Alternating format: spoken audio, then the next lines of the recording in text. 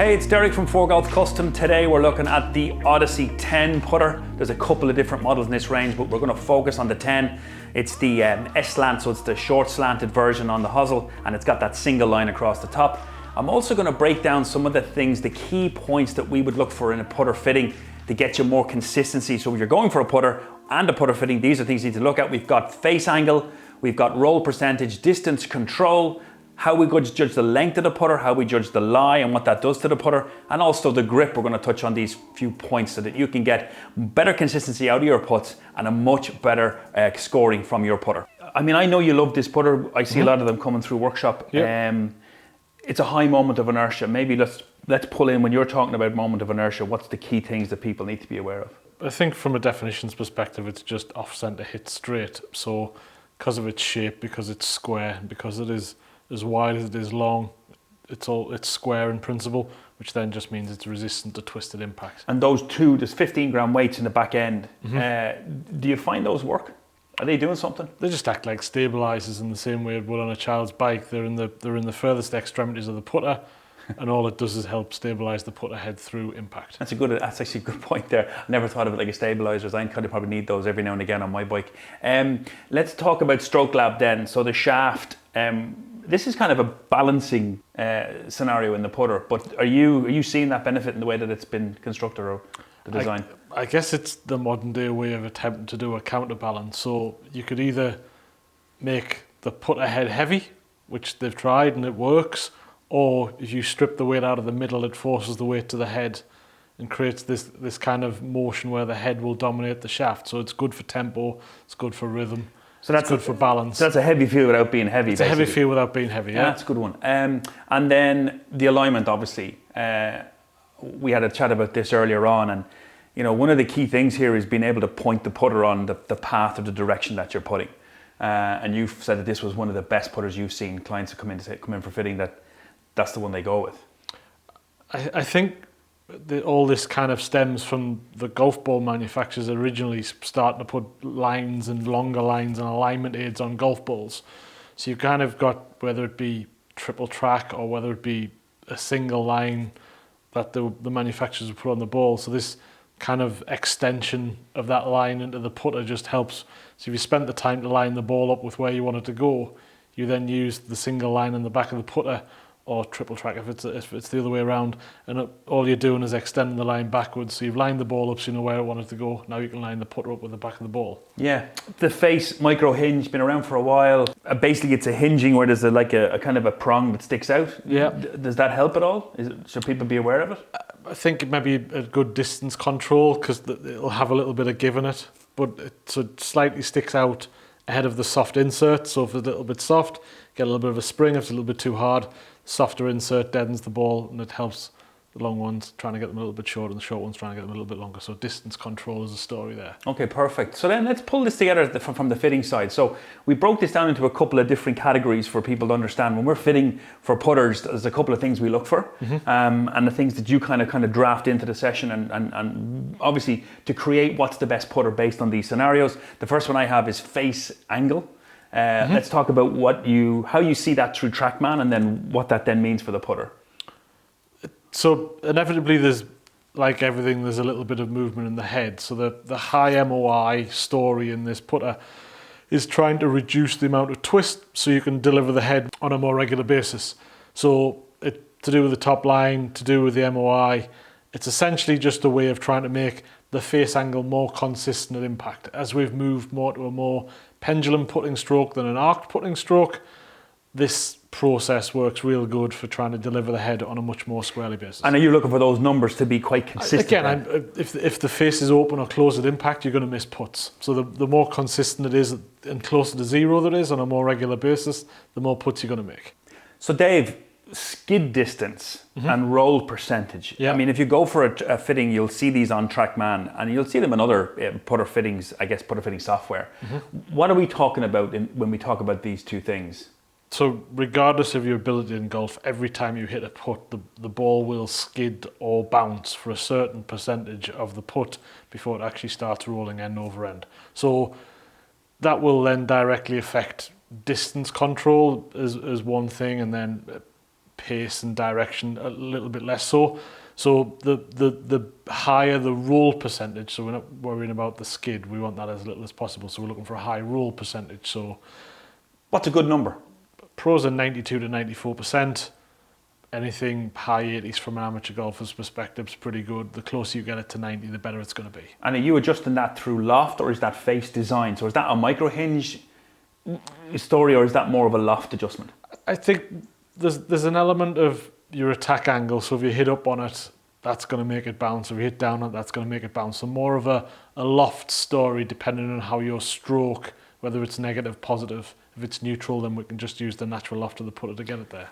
Cool. So then this probably leads in good to distance control then, because that's another thing that you look for and we talk about it a lot. So in distance control, what are you using to kind of, I guess, affect that? I think the conversation we just had about roll is one of the biggest contributors to that.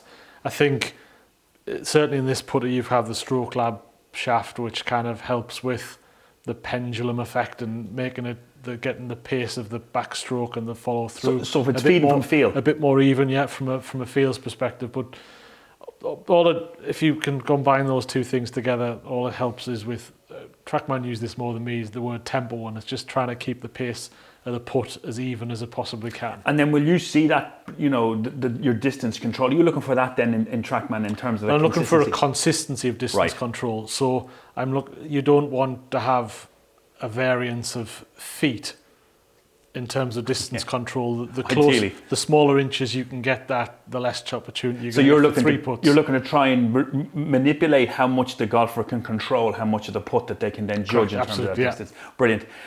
Length of putter. I know it sounds real simple, but it's one of those things that people skip by all the time. And the amount of people we'd see coming in here just saying, "Oh, I just took it off the shelf and I just started putting with it." You're obviously fitting for length. I mean, we're cutting shafts all the time inside. So what are the key things people need to be aware of with the whole length of the shaft? I think the real primary in terms of length is just being able to get your eyes over the top of the ball so you can see a straight line. If your head's behind it, your eyes won't see straight, or if it's ahead of it, they won't see a straight line. You're trying to you've spent the time to line the ball up and put the putter in behind the back of the ball. At least you need to see the straight line to make it run. So that's a primary. You've got comfort, posture, which all come part of the same thing. And then in these modern day counterbalance, face balance putters, inevitably, if you can get your arms nice and long and more of a shoulder stroke than a hand stroke. So between those three factors, you then create the right length profile for the client. I think that's a really important point and a golden one from Dave. Like, the length of the putter is kind of critical. So what he's saying is your eyes have got to be over the top of the putter, so on the putting line, because your hands are going to follow a path that your eyes are looking on. So if your eyes are behind the putter or beyond the putter face or head and not over the top of it, your hands are going to follow the line that your eyes are looking on. That's basically it. And I mean, that's a huge point, and so many people skip past this. Right, the lie of the putter. I mean, we're bending them all the time. Thankfully, we're building stuff inside. We have the ability to be able to bend the putter heads. How are you working out that lie angle? I think this is probably the one that is very, very important to get right, but one that we definitely overlook and miss hit. So as a general rule, standard putters come with 70 degrees of lie angle on it, which is more of a static measurement, where we would work through TrackMan in dynamic lie, which is what the putter is doing at impact. And 9 times out of 10, I would see a lie angle register in the flat area. So flatter than 70? So flatter than 70, yeah. So unless you're very, very upright on top of the ball, I'd always see a flat lie angle. So inevitably we bend 9 out of 10 putters flat. Yeah, you're not wrong.